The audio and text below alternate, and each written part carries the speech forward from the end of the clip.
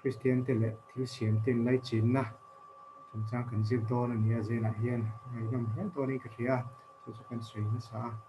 thian thui ngai thlangu Genesis bung ru chang som ka se tang kan chia te ngai te ke hian lei chim pil turin tui ka le ti don ni van hoya nun na ne re reng chu kanoi bo ton leya engkim a chenga lang nang ne ne ro chuan thu ka thung anga longa ilu tanga inu pui le ifa te po annu pui te nen longa chuan an lu turani thilnung tin re ti sapureng reng chu an him theinan pahni zel anu le pa foilu dangche saba chitin reng te ran le atlenga tleng chi rang te nen an him theinan pahni zel an lu pek turani atia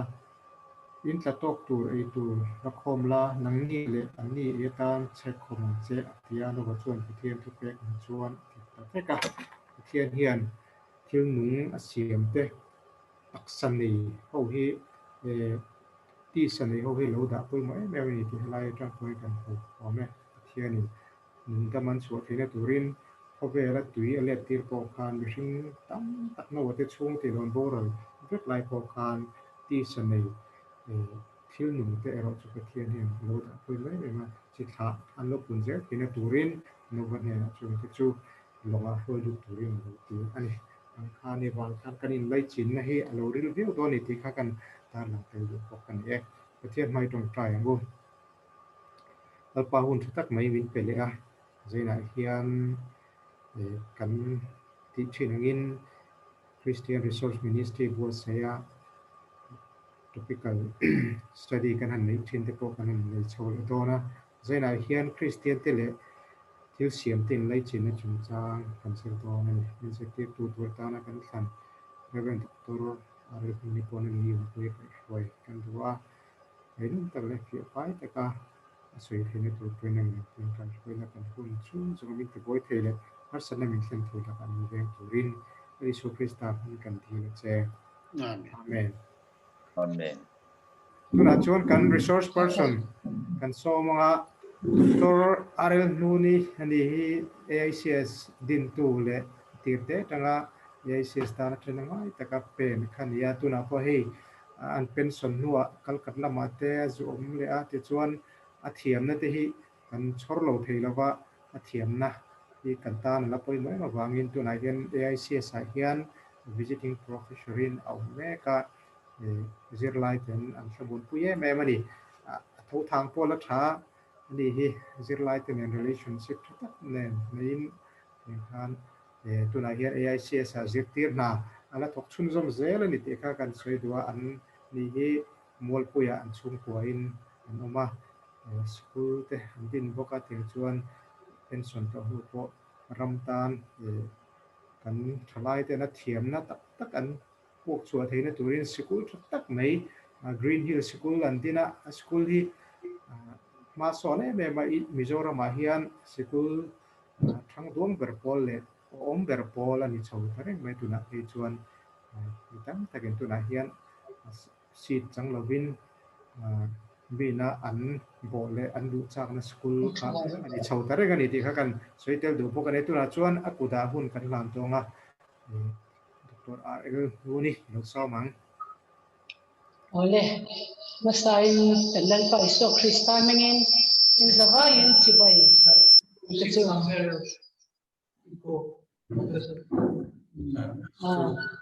zai na hei bun thatak mai kan nei theya urte khan ning nga ning ka siam min ron phona ai ti khakadwa masenin hatti khakka se box se bun check to sia midang hanti le naman khom se lo kan o rota kun se takara ko kaman lo ti la cho mi se thya ngai ka le ma se pan lo hanti khakka se de box si po di se hei hun thatak mai kan man the hi kaloma Kristiante Thilsiamte INLAICHINNA ti kha khupui kha ni boka ka subject zong tak ani na chugi me buat seina hun cha ka de lo hei PowerPoint tem kan dia ka chiar mai lo chanin thilazar cha chero kon ka tianga kan Kristiante tana kan thilsiat chule me bik taking Mizoram tan ko kan thilsiat chula nia beirala te ko khan tarla na ni to a chuan kan han zir chho zel don ni ka material zong te ka chiar lem lo ba Pathian thu in bul han chan dai la sam som ri cha khatle rom bo ria cha som pani le som ni pania kian ka chu leilung le chung a thil zong su ni dal pa ta nia ko vele a chung a chen te ne rian te rom bulan il siap zong te chon be se em Pathian fa te lo lang hun chon ha klon le sia luôn khách em luôn để nào vì anh ông tâm thì cảm sẽ xia thì kha anh ấy đã có thể một tâm lên mà sẽ là nghìn để screen cái share đồ bốc cho thay là mình tập dọn men hồ đồ mấy là làm tâm thể nó cái tan cho nên các hành sẽ buổi chân na chuan hay cái Bible cha mình na lâu mình bốc sẽ là nghìn Kristiante le Thilsiamte INLAICHINNA thì kan soi tona tunai siamte kan ti hian thing le mau le Ramsa te kan chen na bo rong le khoveli kwang te ka chu in ecology in structure in environment ti ten kan soi buka ten te kan ti chiam na sa tawangin kan chen na environment ecology thilsiam zong ten long tuar ta thu soi poimo tak isu kan chai poimo tak alo ni ta ni chuan heng te hi economic development le environment thilsiam dangte in kara harsatna ania mason tumna le mason na ta na leilung hausatna MIHRINGTE ma ne in book balance in balance tok lo wangin hetiang harsatna hi lo thleng ta ani tia ti chuan harsatna ISUA kha tlema zong tar langa technology thar le science te masot zel wangin kan chen na le ro chuan machine do zo lo lama pan zela ani ti hi commission on environment and development chuan Australia World Commission in a report anin machine te hian du amna wangin kan chen na khovel hian chiat lam apan mek zela chu wangin a chunga chen te hun lo om thon lo thon om tak din huna kan ding to ni leilung har satna tarlan chen khat te chau kha lo tar lam ga tinin naram hectares makta duai rup chu thale ram ro engma lova engma chen the chin the lo na muna changme kani tia kom tinin ram nuai forest hectares kizat tam hi ti chia ta ni a lawatan te ranbul atan man tlak lawa ranbul daram chetak ka te ko acham to ani ti te tin ram sang corona le developing le lunga har satna a thena wangin mi pui makta doi tam tak nun na chu hlo thomam takin on me ani hei bush burning kan ti Canada te Australia te po a lor ta ma heng te hi ram aro lutuk wang ania ecology ti chiat wang ani ram ti chiat na deforestation awangin khovel ram hun sang Europe Latin America le Asia te chuan a hun lawa tin tuilian tak na sa takathleng zele ni tin global warming kan shechewa khovel pui mai hi a thale kumterin alum bel zela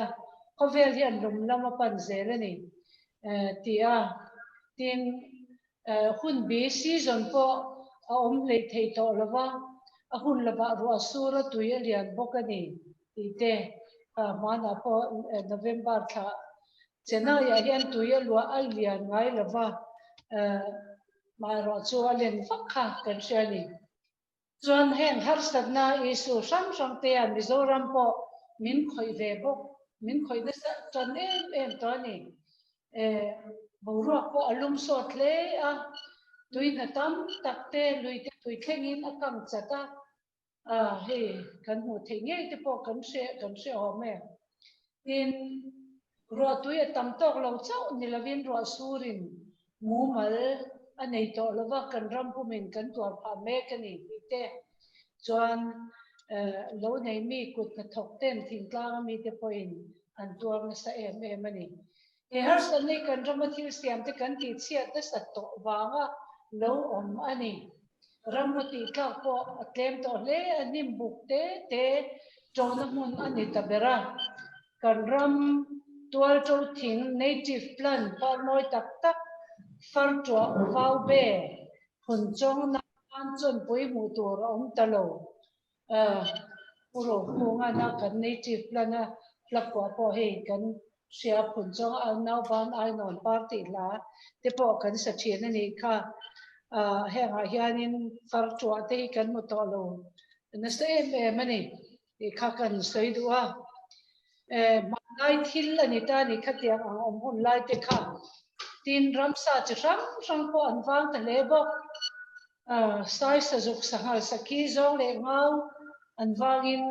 heng ha hu khwal reu ri te po sia tu rom ta lowa sava po an thok bo to kol hok thok ri te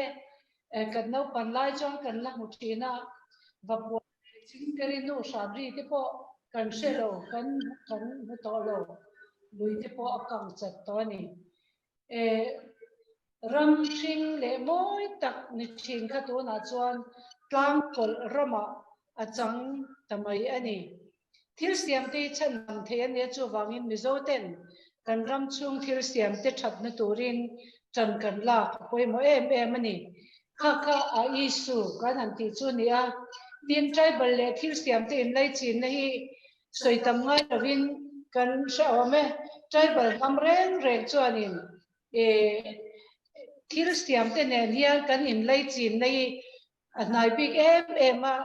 Kristian kan ni ma poin thilsiamte ne hian kan INLAICHINNA he anas em ani thilsiam ne hian kan in kung kai tlata chuwang thilsiam dangte ne hian kan khosatlanga kan in unawa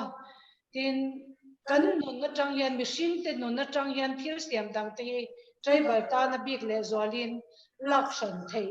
ani lo ani ram emo lei hi emo mother earth kan ti ti kan in zom na se em ani ram lak sak chuan tan chuan nun na sa chat sak ang ani ti kha sitaila chuwang chuan in hei New Zealand Maori tribal ho te poin nupui le ram an ngai mo dan an ngai poi mo dan le an mangai dan ain ang ani ram ti chiat kan phal lo nupui ti chiat ang bokin an tia kan ngai zam mai don lo ani ti thu te po an soya tiang khanin an nupui le an ram ti chiat du na chu mangai na ni turani an ti hian ani chu tiang khap chuanin Maori ho chuanin leilung ram hi nupui ti ang khopin an ngai sang ani tin chu ba kha chuanin hei USA tribal nam pakhat lal settle lal anti kha oma chu mingo pa kha kumza pisom pakwa kha nani mingo pakhat pa kha lo kala aram kha le aron dila makati ema khatia ram ron le tum tu ne na khanin engtin nge le van chu in le anga in sal mayang le hetia ngai dania makhle ni kan ram hun kil khor tin mai hi kami te tan a hluina za oma far thing tin mai te vau kam cheu vut le ran nong chitin mai te hi kami te tan an hu em sia hin na tin na dai far te ne lam hian an hluani mingong chuan kan kong te hriat thiam na reng an nei lo le hi an ni chuan u na wa an ngai lova an mel ma an ngai zo man sia na tan kan chen na leilung hi min chu sak zel hi an tumani thil pakhat kan ria chu pathiani pakhat ani a chu SIAMTU ani a le hi ata na hlu ani le hi mihring ta ani lo mihring nei tu chu le hi ani zo le chunga em ko lo thleng se MIHRINGTE chu atuar tur te ani pathian chu MIHRINGTE pathian ani a ram po ta na hlu em a chu wangin ram ti che tu chu SIAMTU musitani tin alo chang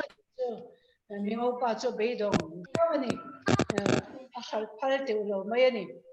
Thilsiamte hi da rang lovin tribal hote chon an zinga an tel zo ka chung khat laina angin an ena an khos satla tlang dial china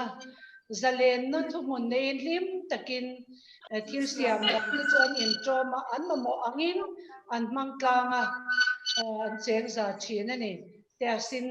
ba ta thu hi kan ziak le a Thilsiamte HUMHALH na kan tho chu ke ma ni HUMHALH na thok kan ni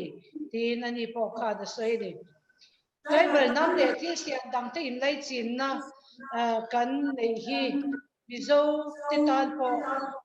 hian adik kani Thilsiamte chu tu man ho big lovin kan in trom tlang thina man lai chuan van nei po kan in van nei na po kan in sem thin Thilsiam dangte ne kan khosatlanga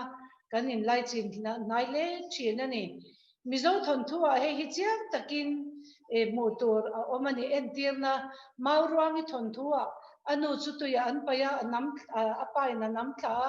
sanghalian thai choni nuwa achangti kan mua sanga ni ma sela mauruangi ne nan in berek nga tha an tum point mauruangi in tlan na tur ashil na lama tlan zel aman tin an mana chon an man nuwa an sapai chon in sema mauruangi nu thai chon nu chu an in sema mauruangi na ei du lo phun apaya thing phun chong thing kung a chang le a ti kan mo ni apar zuin mauruangi chu chom le a ki thlu kan tum point mauruangin tang fan tura hri chu an kit thei bik lo ti kan mu bok ani chuan mauruangi chu anu hronin a tha nuwa sawa a changa bin ta I puan ta dan shelo chu ti dan a hri ti kan mu hetiang hi soitur tam tak kan mizo thon tuwa Thilsiam dangte le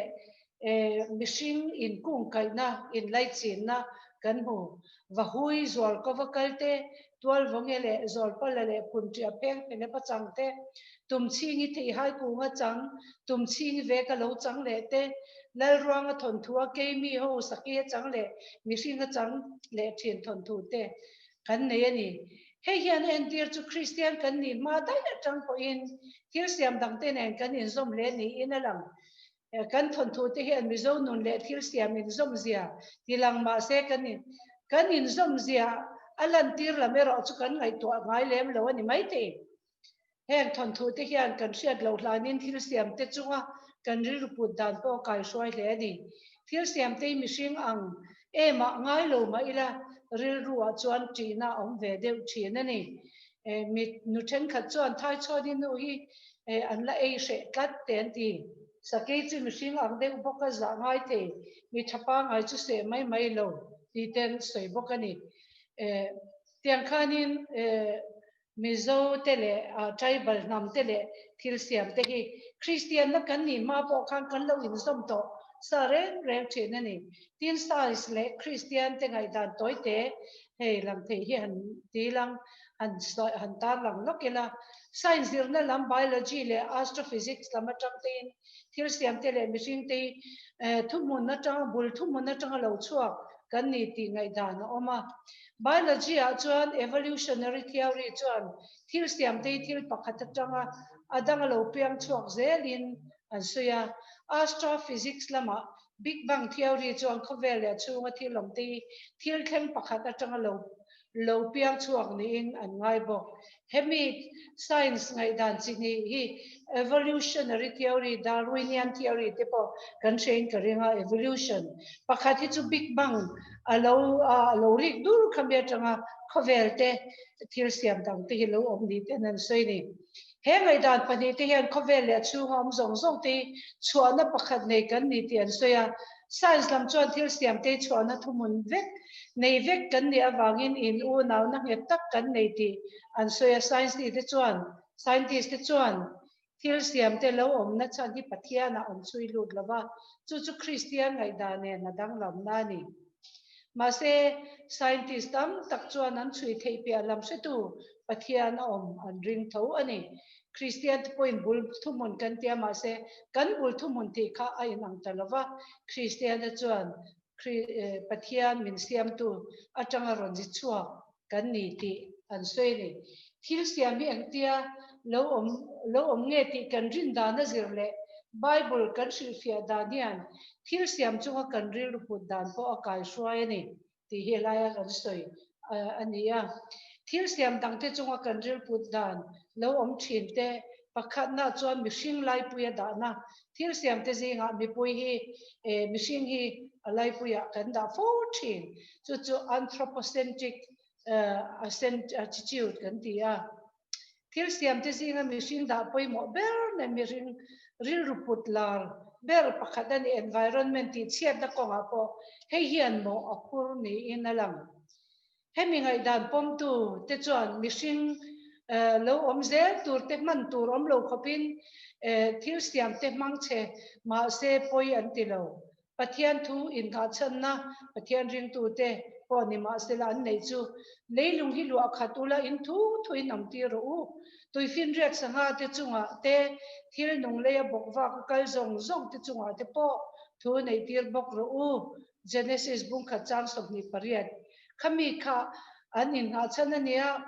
adiklo zongin an interpreter hei wrong interpretation kan ti ome Thilsiam chunga Pathian mihring thu nei tu ta na ada hi du dana man turin man theina an nei ti zongin an shilfia hei hian an chiat po poi an ti lova chutiang chuanin thu nei na man dik lo na a thlen ani anthropocentric attitude hian tin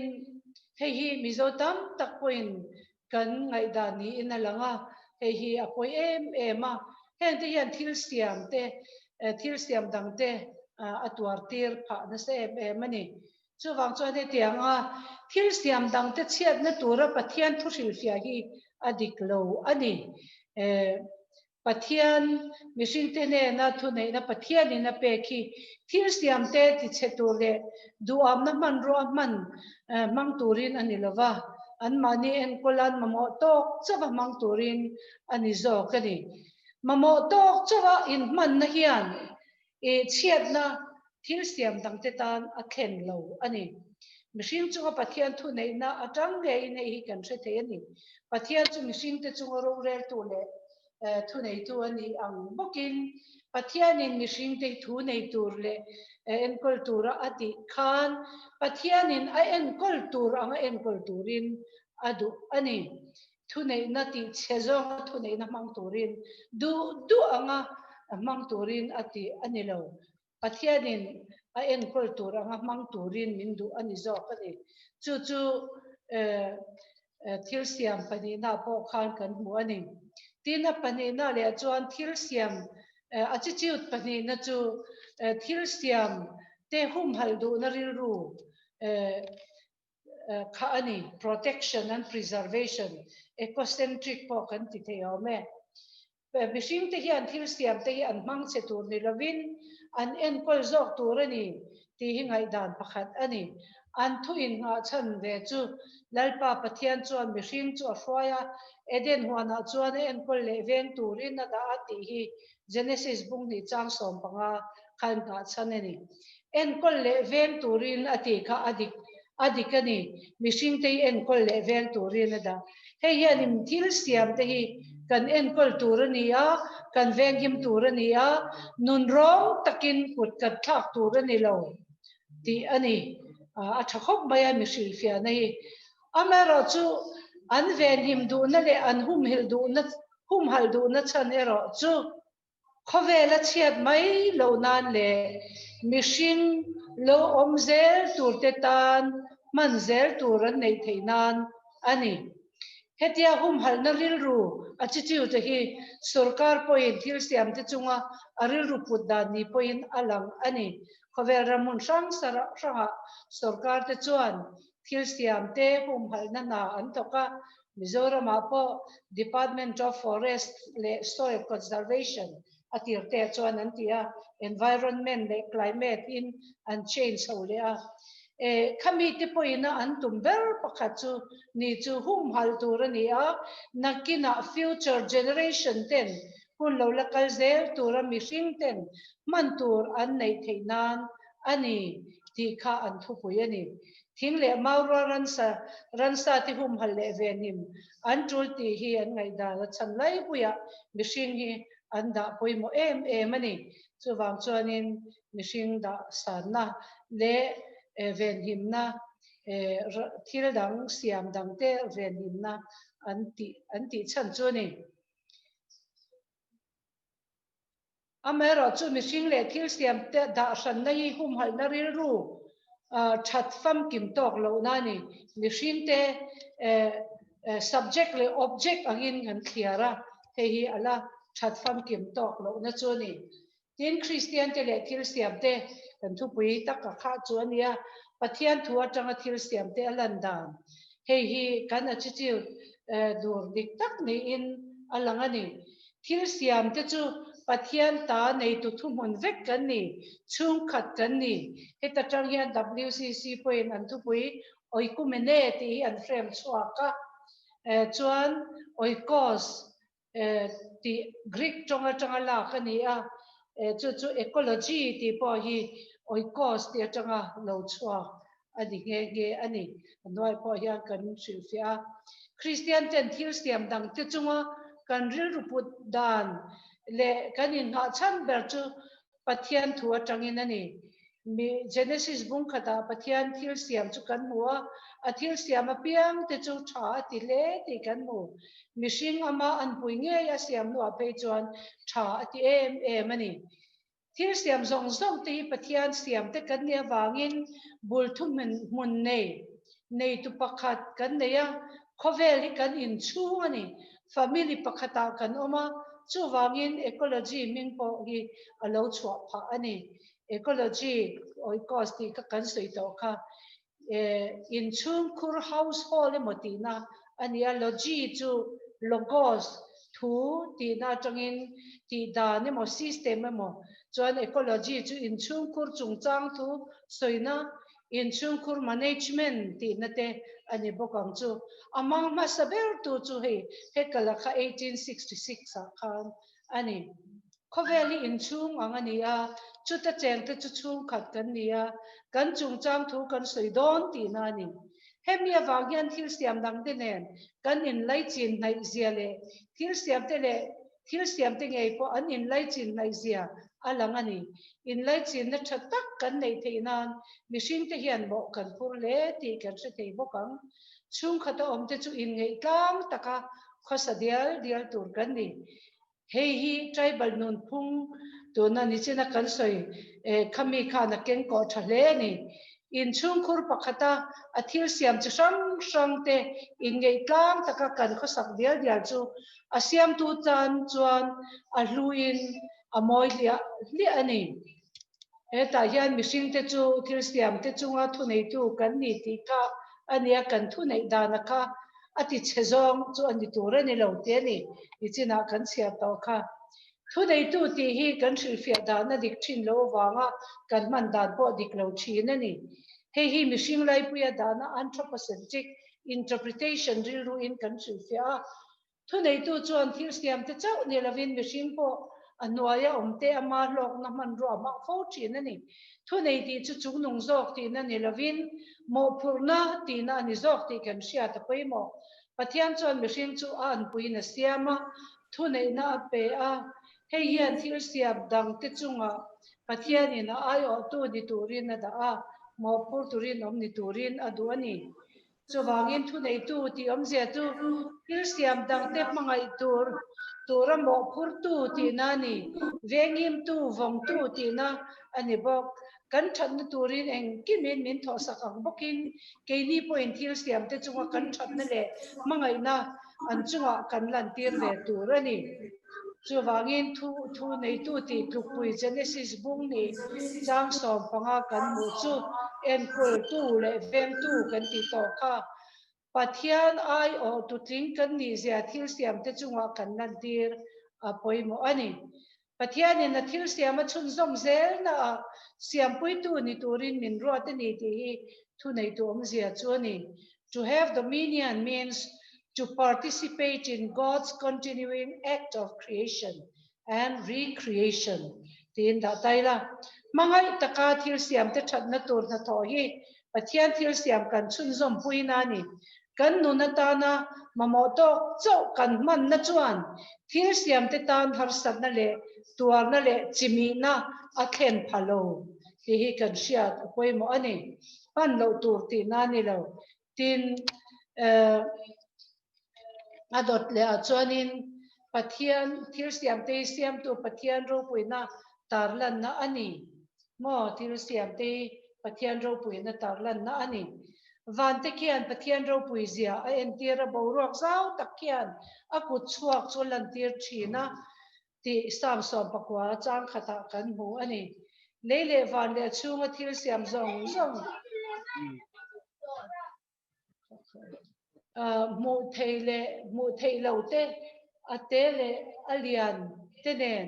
Pathian in sia tirna le aro puizia ti lang tu te kan niveka chuwangin machine ten kan ti tur chu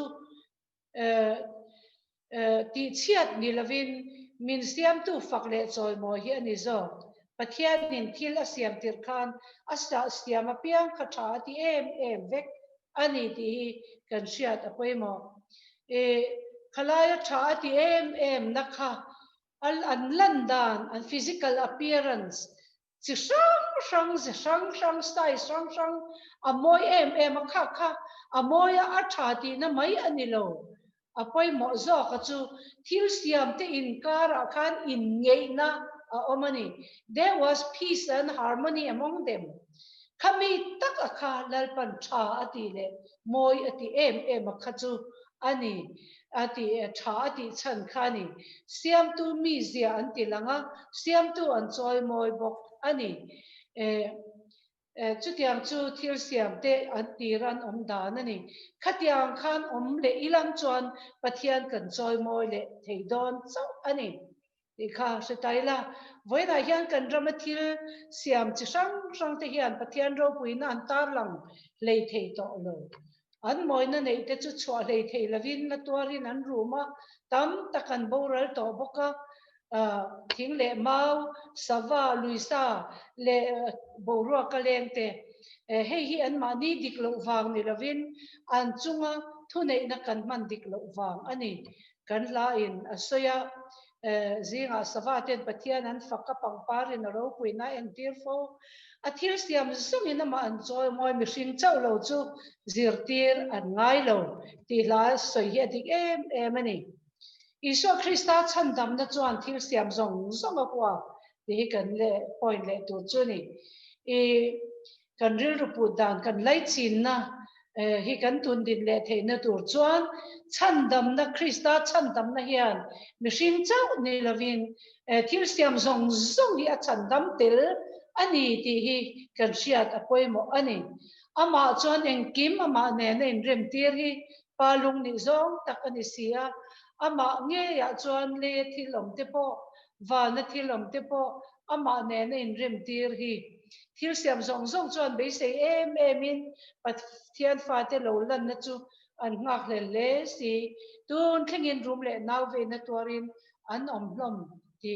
kan sia kalantir lo chu marka bung som paruka khovel zong a kalula Thilsiam zong ne na chan chin tha RILRU ati kha commission ISUA KRISTA commission chu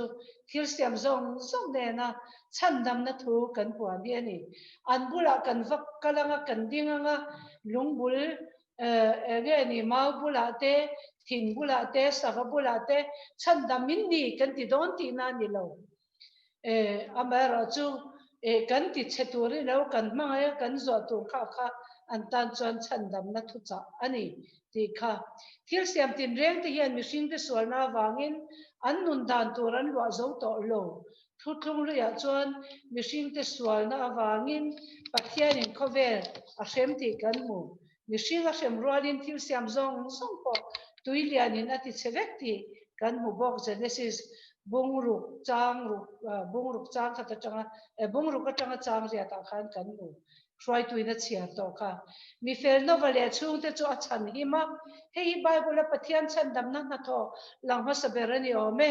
heta hian thilnung chi sang chu chi kha ata nan sia thein a siam theinan a in kop zelin kim takin pathianin a chandam telti kan mu ta hian thilsiam dangte chu mihringte ang bokin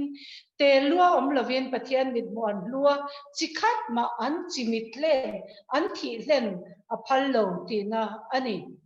chuwangin khatia khovel ati chiata tui alo let po khan thilsiam chitin rem te kha kim takin chitha tu turatan a chan him tel chuwa chuan pathianin amanga ni thilsiam te ti kan mu theyome ISUA KRISTA rong bol nei na tum chu man Nazareth manifesto kan tia lukabungli chang som pariat zela khan alang chiang le a ti du da tuar te chan chwa tir tur te ti kha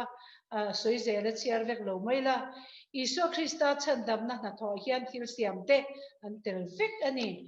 thilsiamte huamtel lovin pathian le mihring in rem na chau a theilo mo chuwa chon thilsiamte ISUA KRISTA zara pathian ne na kan in rem na chuan thilsiam zong zong ne na in rem na a thlen tur ani ti kha ani chuwangin mihring le pathian in rema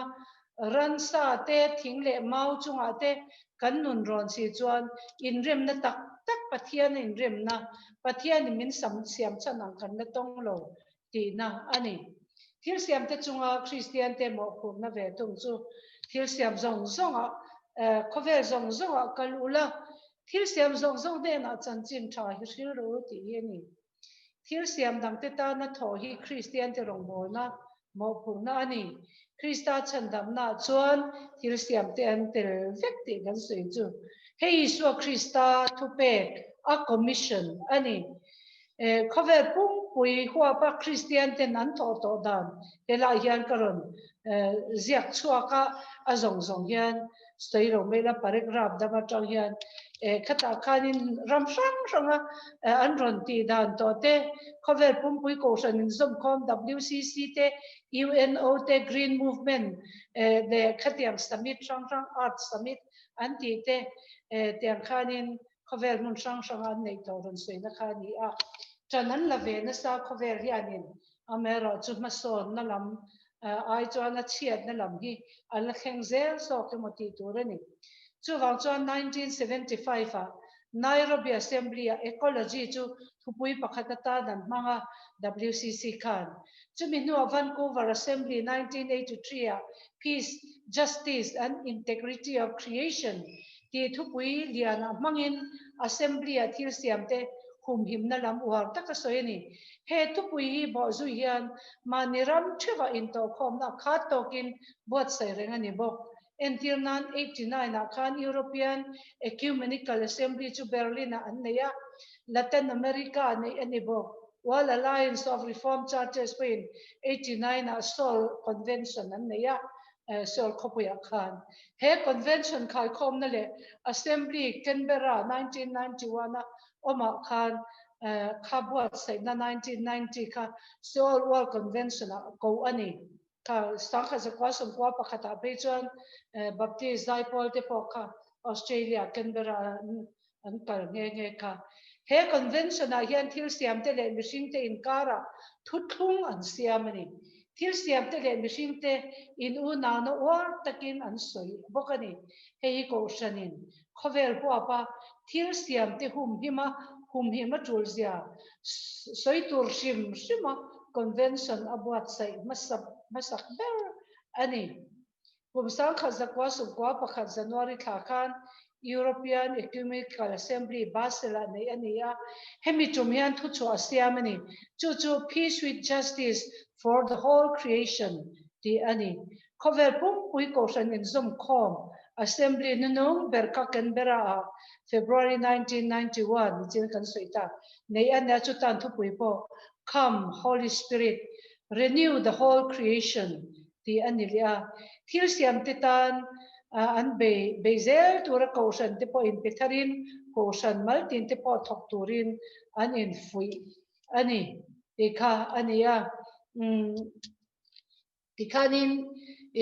nge ni mizote na ma kan lak vedan tur kan har satna ma kan lak vedan tur chu hei lo nei ga an ti tok maya kan soi anga mizoram a hian lo nei hi kan culture ania kan ti lo thei lo hoin thleng po kan thla thei lo ani hei hi kan eizonna ropui ber na saber industry factory ti te kan nei ve si lava amaro chu lo nei mi di e kan ti lo chuanin kan lo nei man kan lo nei dan enge ni slash and burning kan ti lei lo kan vata le chuanin kan vat cheveka kan kita kan hala kha ni nasatakin lei thatna ti chiat mai ba kha ni thing le mau ati cherewa tin Ramsa te po ati cherew boka hei hi athak na chia kan la si lo tin khang hal dur reng kha boruak ati chia a ruwa tuitlak dan chenin a khoi dang lama achunga thilnung tam tak an thi bokani hei kan rama thilsiam dangte chiat na mo phur tulian ber pakhat ani engtin nge kan ti ang tia ram hroi tu ten thei pato pathan an la apoimo ani enge ni lo nei tu te kong thazo ko mu dan te han ti sela ma se azonga zain voi khata te lo ma se thenin le lette tin hei enge ni project nei tirte ran vol ti ang chi te mo thil dang ti ran tuma ma se a lo ting tak theilawa hei hi kan ram ti chiat na poimo em ani tin chu lo le chuanin kan siam that ngai le em chu tribal ho chuan rami zalen takin kan in trom kan ti kha an lein an sa ngai lo kan in nei chok mai zela akum le midang in ti kha ani a settle lalpa in an ram le dil tu mingau ne na thu soi tarlan tak ang khan tribal te tan chuan ram hi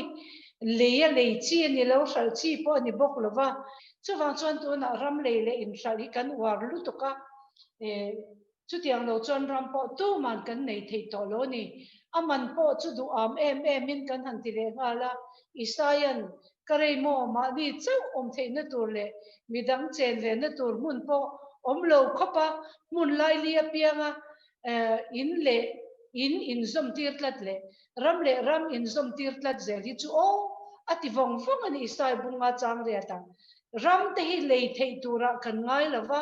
kan in bulwan man lai pi le puten an in bulwan an neya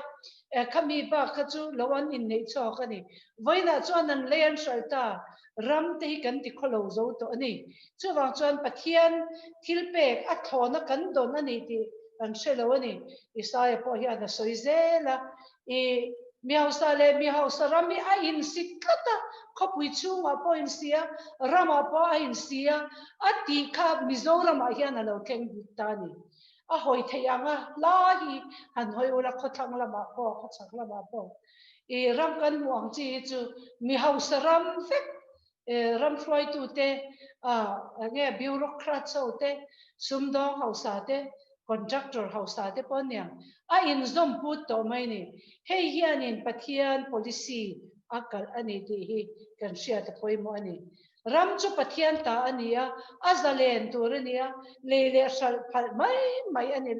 ani lo pathian in phal lo ani thilsiamte ne hian kan in zom tlata wangin ram zalen na atop rualin mi hring zalen na atop don chu wangin eizon dan thazo kan ngai to zel po hi apoimo em ani ti hi kan sia apoimo ani tin ramsa le thilnung dangte he ramsa pel le savave te du to ka voksa te bong te kan tala ar te po le sem lo kan nei ve to nu apo ya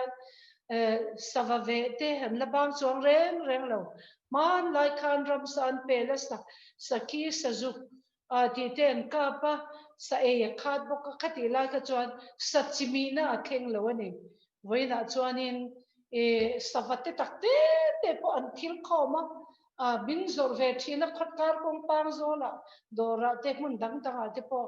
nga ti nge in vati khong ai thak ve forest ho ka sil don yai ka ti thina min ron zop tum tu te hi an in chi rum rum zen ani AICS vai ka chu sakhi sa hian ron zora sakhi sa re pi alo how shap le hala khatian khan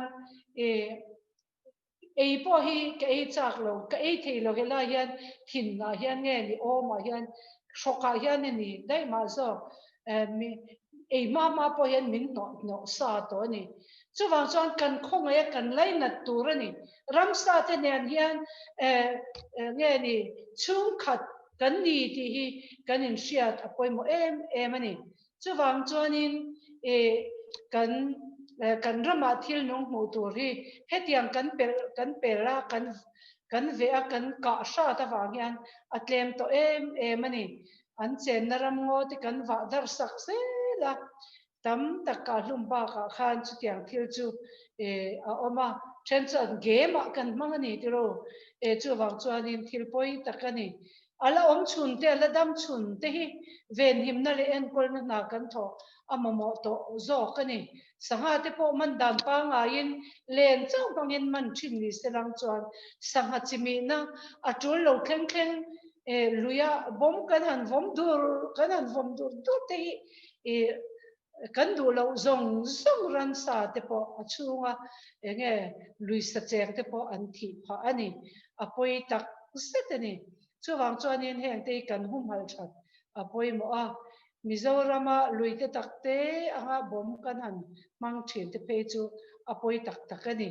chuwang chuan in ei mani tan po a thalawani tin ato ber a chuan in kan har anga ni I harangu I har chuak angu har chuak turin tranilangu thilsiam dangte an him lo chuan ke ni mihring te po hi kan him don big lo interdependent in kan nun na in ton kan ni ti hi kan hriat apoi mo em ani interdependent anung kan ni a kan independent tona thingle maurwa awangin lei wangin kan nunga hen te chebur sela mihring hi en ma kan ni big don lo ti hi kan hriat atula tin chung wang ringot chu ni lovin thilsiamte pathian thilsiamte kan ni veka wangin pathianin an ma ni duat takle mangai taka en kola veng him tura min ti awangin kan chiat ve dona wanga mai ni lovin an ma ni ka kan lai na thim tura ni chumi awang zok chuan lalpan a mangai angin ke ni poni mangai ang u ti kha ein somani Kristiante RILRU film takpuin mangai na nen thilsiam dangte pathianin kan kuta angat ang takin rinom takin en kolila mangai takin lainat na thinlung nen I enang u kan chung ko member te anni object subject and object angin kan en turin lo scientist hoten an en angin kan en turin ni lawa again forest environmental en angot ni lo ma se kan ho turani kan ho kan chena chung khat kan ni a kan member te kan kap ti na niang kan ki chia ti na niang kan chung ko member hi mangai ta u thilsiam te chunga rinom takin thokze la u ti kha kan in som duwa chanila thar ze la u tian te kha kan an sei the ni se la lal pat kan za tan mal som ro se mày nó miệng miệng thế mày thì như chúng ta cần lóm tắt cũng rất là cái xiêm thế này cái lấy chỉ là chúng sáng xiêm chúng ta tổ gan thì nghe hoa cần lọc dễ lắng lên tí khác anh sửa hậu đó là gì á cần chairman đi forest lắm thì bao cả cần xôm sắp tới tiền lại khu vì lại khu mình xôm cần xôm tiền nhưng là mình这题目anh ấy nôm lẽ mai zanin Hnuni hoa kan thu zir chu cái bộ anh ấy nôm cái tia hey tun lai Mizoram ti la modern Mizoram à hiền sang khát zakwa som kwa ti porvel chia kha ram ngo le nung cha te thilsiam dang ho te HUMHALH DUHNA thilnung kan putan na hi animaya chuan gospel center na ria lo thenga khata khan rampo na mi delegate sang kan neya chung local te si ngami abik takin Canada te Europe atanga local te khani in ramin en kol dan hi tuna tanga kum tama dai lowang an ron tia atlang thang ta viawa ti chuan a som ko kum vel bor atangin ani chu tuna kan zanina kan thupui hi mizo mi pui te hian kan riat tran ton chau ni chu po chu mi pui ala thleng phalowa tun thleng po hian ala thleng phalo khop maya akar ralta lok te khan ki kan aizo chaklo ka te khi chuanin chak ai tura hrai te sanga tura hrai te kha oyeme ten an laman zak zak ani mitinina kan huwa amak lutuk mangi o kan ti hi kan rama hian a thleng thin chuan mun then khata phei chuanin nichina kan resource person Hnuni soyang khan duam na hi kan lo nei na se maya kan lo in da subject lutuk ani ti kha a furia win ka ria kan in da subject lutuk ka keimani ber mai hi mo kan tia wang hianin kan ei tok chau te chu lo la ta po ni ila la ti theya mizo pa thinlung atangin amai ro chu hralh sumatan ti in mi pakhatin khuang thi a hian dam do yan tat maya o khuang thi va hui tu khum vilik tlaiber atlan tu zong kha ru sen lo khopin an tlani chu leya chung chu kan din hun kha ani ti chuan hei hun a local zela tun tak hi chuanin ram kan en kol dana hianin thing le mau chu a poimo lo nung cha te chawan poimo lo tui te hi a poimo te le ne mani ti thlengin department sang kan han tang tlanga kan tui na kang chat mai turte vena lo ngai zia chumi tang lo chuanin kan ram hiram ro ani mai tur zia te malak na lo om ta zela hetiang ani hi chuanin tlen chuanin kan ma hun hi a eng ve ta de uhleka ma se chu ti lai chuanin poi de mai chu kho chaklama tang khianin silai trial khen mai erkan kan ti ang chi hi sawa hladewa mi poka thel hlei theilo khopa ekui tha en tlang te ne na info fik te kha alo tam man khop maya chung chuanin a suat na sem em maya tin a thing zaina kan han ti te hi mi pahni in harsa ahlanga an doa thing an zai thina khani mai to lovin khoi huna po khol an nei chon an lo zai chot to mai boka tiang khanin chung zong te chu enga tinge kan ti chuanin kan du am na wang khani ber maya kan du am dan hi nisina kan ngai thak ta kan khan Christian RILRU pu du am na thinlung ni sela chu kan du am na chu thil tangin tur lo sela kan du am na turatan chuanin taimata ila chu kan du am na taimak na atanga kan tho chhuat te chu midang te tan mal som na hian izok don alo ni chu tiang te chu ka ngai to mai maya chuan kha kan host khanin soya phal boka pakhat ka testimony pakhat kan soi de lokanga mana kan khuwa zote a son ka vakala atu bo phong nei lo hi ai zo la hian ka da riwat maya akan khoda ya chuanin her se tuai thadeu dewa tam khamo katia lak tumin ka kalmut maya masela her se mun chu thleng ta chengin kan nen thina pakhat ka kit phal lo ani chu te ringon mai na ke mai po khan khatin pu kha tu hian mi tam tak hian thilnung te hi al balance satanga apoi mo zia fiat na wang te in ransa kai lovang ka that lovang ti te hi mitam tak tu na chuan anom ta a silai tung te sai ro kher ti chia te mang to lo tu ra the khom te khatiang te kha tu na chuan kan rama hian alo tam ve ta amai ro chu ka soita kan khan tok zo alo om lo ke ni Kristiante hianin kan platform Mizoram kan platform thaber nia kan fiat pulpit lang hi tun aya nasazoka athen hi avatul ta em tin hun kan kharange kalome